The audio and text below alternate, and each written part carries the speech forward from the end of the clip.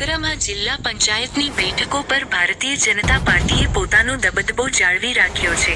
31 વાગરા બેઠક પર ભાજપના ઉમેદવાર શાહીનબાનુ મુસ્તાક રાજ 1500મી વધુ મતોની સરસાઈથી વિજેતા બન્યા છે।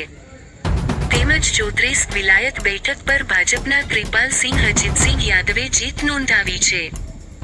આ સહિત 6 દહેજ બેઠક પર ભાજપના કુસુમબેન રણજીતભાઈ ગોહિલે 5500મી વધુ મતોની પ્રચંડ બહુમતીથી ઐતિહાસિક જીત મેળવી છે।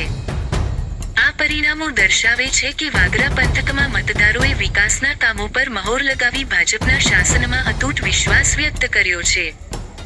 વિજેતા ઉમેદવારોના સમર્થકોમાં ભારે ઉત્સાહ જોવા મળી રહ્યો છે અને ઠેર ઠેર વિજય સરઘસો નીકળ્યા છે।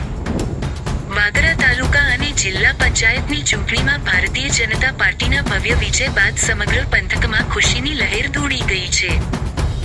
ભાજપ દ્વારા તાલુકા પંચાયતની 18માંથી 15 બેઠકો અને જિલ્લા પંચાયતની 3 બેઠકો કબજે કરવામાં આવતા વાગરા ખાતે એક ભવ્ય વિજય સરઘસનું આયોજન કરવામાં આવ્યું હતું।